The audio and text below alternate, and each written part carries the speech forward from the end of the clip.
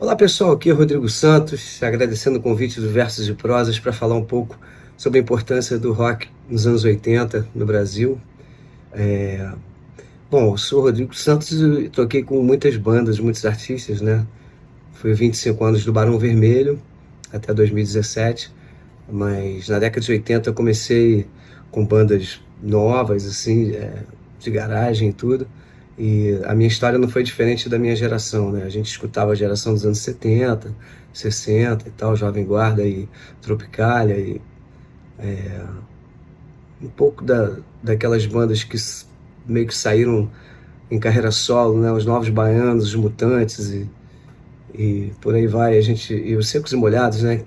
Depois todo mundo saiu em carreira solo, as bandas se desmembraram, tiveram Acordo Som, 14 Bis, Roupa Nova, Radiotáxi, que segurava o formato banda, banda que eu digo de rock, na rádio, né, que era uma coisa importante você se manter na rádio, hein, conectado, né, com um grande público, assim, né, na televisão, na rádio. E acho que Acordo Som foi uma banda que influenciou todos nós, assim como todos os artistas de MPB que vinham antes da gente, né. Então o rock dos anos 80, ele é influenciado pelo Alceu Valença, pelo Zé Ramalho, pela Elba, pelo Pepeu, pela Baby, pelo Raul Seixas, pela Rita Lee, pelo Sérgio Dias, os Mutantes, né, o Arnaldo Batista, o Terço, né, do Sérgio Heinz, do Magrão, o que virou o 14 Bis depois, na cor do som, o Dade, o Mu, o Gustavo, o Ari e o Armandinho, né, grande guitarrista. Então esses eram gênios que a gente escutava nessa época e realmente foi muito importante pra gente. A gente foi alimentado pela geração da Tropicália, basicamente Gil Caetano, Chico Buarque, Milton Nascimento ali também na mesma leva de MPB, o Beto Guedes, o pessoal de Minas, né, o Lô Borges. Então a gente cresceu escutando não só música internacional, mas muita música brasileira, né, chorinho, samba e tal. Só que a gente tinha influência do rock internacional e não tinham bandas que faziam o que a gente curtia, sacou? E então na época que a gente começou a tocar em sarau, lá no final dos anos 70 para início dos 80, foi uma coisa assim, tipo, despretensiosa, mas com uma esperança de conseguir um lugar ao sol, né? E acho que a gente batalhou muito, cada um à sua maneira, para começar a colocar as próprias ideias. Todo mundo compunha, né? Todo mundo era compositor e tocava algum instrumento ou só cantava e tal, mas de uma certa maneira a gente se encontrava em festivais, saraus, de colégios e tal, e pouquíssimos lugares para tocar. Então a importância da nossa geração, ela tem várias nuances, assim. Primeiro, a música. A gente veio fazendo o que basicamente a garotada queria ouvir e não tinha ninguém fazendo no Brasil, que era transportar o rock que estava acontecendo lá fora, não só dos anos 70, né, porque algumas bandas tinham influência dos 70, como dos anos 80, da New Wave, do punk, do gótico. Então a gente vê isso no rock do Rio, de Brasília, de São Paulo, bandas variadas, né, surgiram na mesma época, né, o RPM, Titãs, Ira e Ultraje lá em São Paulo, Metrô, Magazine e tal, Ratos de Porão. Antes já tinha tido, né, na década de 70, o Joelho de Porco, uma grande banda, né, também, que era uma banda que influenciava a Erva Doce também na final da década de 70 e tal. Então a gente tinha, no Rio a gente tinha influência, era um outro tipo de rock, assim, né, era uma coisa mais tropical. Então tinha a Blitz, o Barão, o Paralamas, o Kid de Abelha, o Lobão, o Lulu Santos, o João Penck, os Miquinhos Amestrados, o Léo Jaime, né? Então isso veio numa mesma leva, né? Em São Paulo era uma galera, no Rio era outra, no Rio chegou um pouco antes, porque a Rádio Fluminense foi a rádio que catapultou o rock da nossa geração.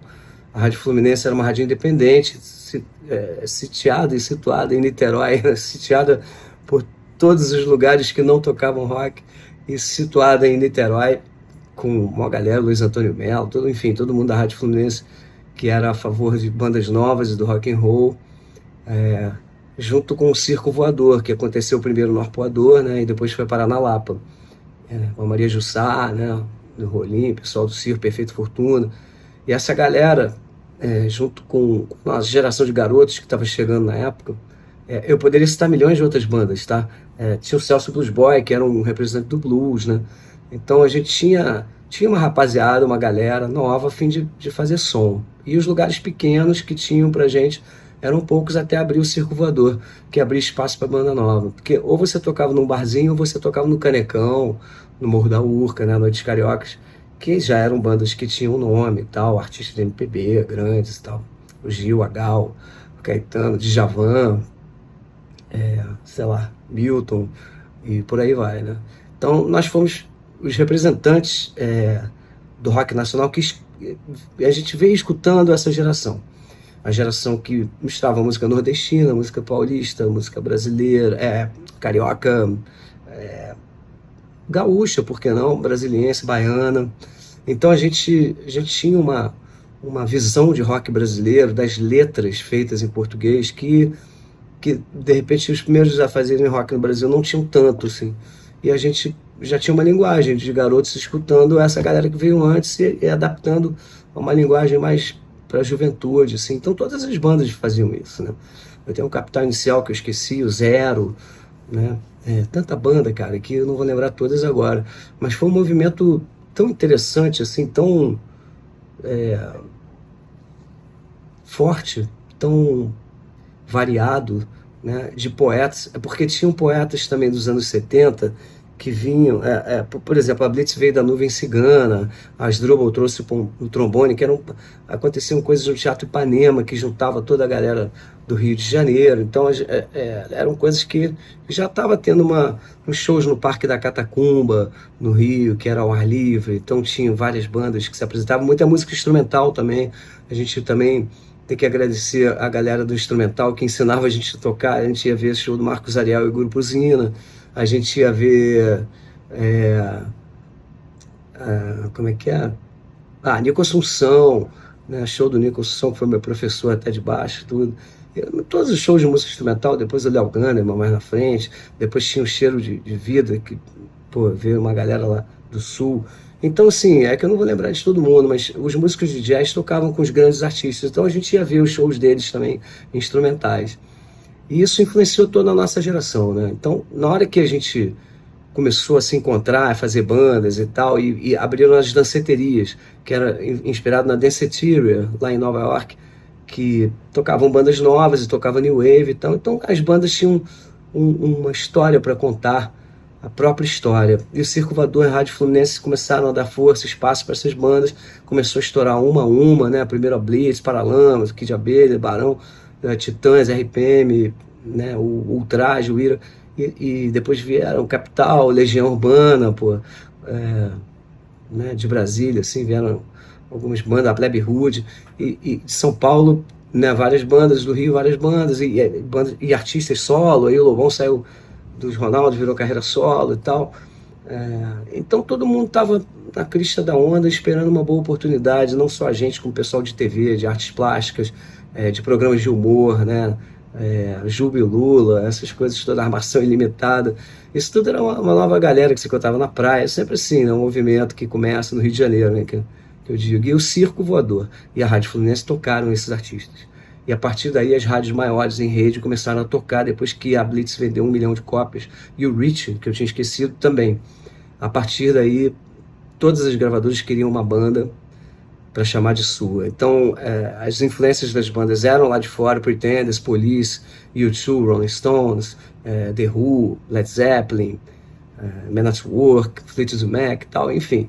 E cada banda tinha sua influência, né? Algumas Joy Division e tal, Smiths, e a gente montou uma geração que sabia escrever letras, né, o tempo todo. Então, cara, foi uma coisa assim inesquecível, porque quando a gente entrou de uma vez, bum, abriu a porta, apareci, como diria a cor do som, e a gente entrou em todas as rádios, todo mundo, assim, comecei a tocar com o João Penco de 15 Mestrados em 85, gravando já o segundo LP deles, o OK My Gay, que tinha Popstar, Lágrimas de Crocodilo, que estavam tocando na rádio pra caramba. Também, aí fui tocar com o Léo Jaime em 86, 87, 88, aí já 2 LPs e pegando o sucesso do Sessão da Tarde, com várias músicas na rádio, o filme Rock Estrela no cinema. Enquanto isso, o Barão botava o Bete Balanço no cinema, tinha colocado. Então, filmes, né, Menino do Rio, essas coisas todas impulsionaram Rock and Roll, Areias Escaldantes, eram filmes juntando com poetas da Nuvem Cigana, o Bernardo Vilhena, Tavinho Paz, Jorge Salomão, Ali Salomão, poetas que começaram a escrever com essas bandas também, além dos letristas das bandas, né? Que eram vários também. Então, a gente começou a invadir a cidade, o Traje iria invadir a praia, vindo de São Paulo, e a gente não só fez o Rock in Rio 1 ter um motivo para existir, porque as bandas nacionais dos anos 80 que fizeram esse movimento com que o Medina tivesse a sacação de falar, cara, o rock tá rolando no Brasil, tá rolando na rádio, aí entrou em rádio em rede, você tocava aqui no Rio de Janeiro e em Manaus ao mesmo tempo, com uma música estouradona. Então, assim, o Léo Jaime tinha 8 na rádio, o Barão, não sei quanto, Paralamas, Kid e tal, estourou, todo mundo estourou disco, estourou tal, já tinha o segundo disco, expectativa. Então as bandas viraram, elas passaram os outros artistas, né, gravadoras, e passaram a investir no rock, porque estava vendendo, começou a vender muito a partir do terceiro disco de cada um, segundo, terceiro, começou a vender às vezes 1 milhão de cópias, 700 mil cópias. E isso alimentou o mercado, a indústria do rock, né? Então, as equipes de som, que eram pouquíssimas no mercado, depois do Rock in Rio 1, começaram a aparecer na Bahia, no Rio, São Paulo, e começou a ter um mercado próprio, né, nacional. Porque o primeiro Rock in Rio, praticamente todo o staff era gringo e tal. Então, a nossa geração alimentou lojas de músicas a abrir, equipes de som a formar equipamento grandes para shows, festivais enormes e tal. Começou a ter um mercado de festivais o tempo todo, em tudo quanto era estado, e chamando as bandas e tal, e isso foi uma coisa que movimentou todas as gravadoras. Então veio a primeira leva de bandas, já queriam a segunda leva, começaram a montar discos coletâneos com 10 bandas para ver qual seria a próxima na sucessão. Eu tinha o Front, que era uma banda que estava na linha sucessória, pós-Paralamas e Kid, abria os shows dessa galera, abria o show de Titãs e tudo. E essa banda era composta por... Nós 4 fomos tocar com o Léo Jaime, fomos a banda do Léo Jaime depois, em 86, 87, 88. Mas já conhecíamos todas as bandas antes do primeiro disco, até o Barão, o Paralamas, o Kid e tal. Era uma mesma geração, basicamente. Então, a gente acompanhou a entrada dessas primeiras na rádio, e a gente já como músico, já entrando, também já tocando com artistas grandes. E foi impressionante, porque o rock mandava praticamente, quer dizer, o Brasil sempre foi praticamente um país popularesco, brega no sentido da música muito popular e tal, e o rock quebrou essa barreira, entrou, invadiu as rádios, não que deixassem de assistir, de escutar os gêneros mais populares, assim, existia pra caramba, continuou a MPB também. Então você pega os programas da época, hoje em dia no Canal Viva e tal, você pega lá o Globo de Ouro, aí você vê lá na parada dos 10 mais, tá? Pô, eu fui tocar com o Lobão de 88 a 92, gravamos discos para 90 mil pessoas no Vale de Rock, no Rock in Rio, tocamos e tal, todo mundo. Então o Rock in Rio foi catalisador para todas as bandas também explodirem mais ainda e o movimento aumentar. E tudo isso que eu estou falando crescer, é só crescer, né? Veio o Engenheiros do Havaí do Sul também, nenhum de nós.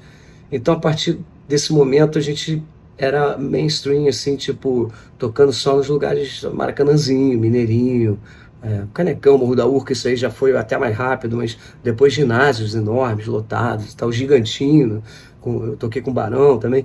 Então a gente foi uma união, assim, uma conjunção de fatores, muita gente criativa na mesma época, lutando contra a ditadura, contra a censura, muitos discos censurados, músicas riscadas em discos, né? Teve isso, aconteceu com o Léo, aconteceu com a Blitz, né?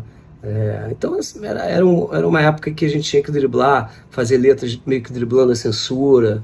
Os poetas que eram mais incisivos, assim, eles tinham que dar um jeito de fazer com humor. Tinha a Gangue 90 e Absurdetes, que tinha essa coisa do Perdidos na Selva.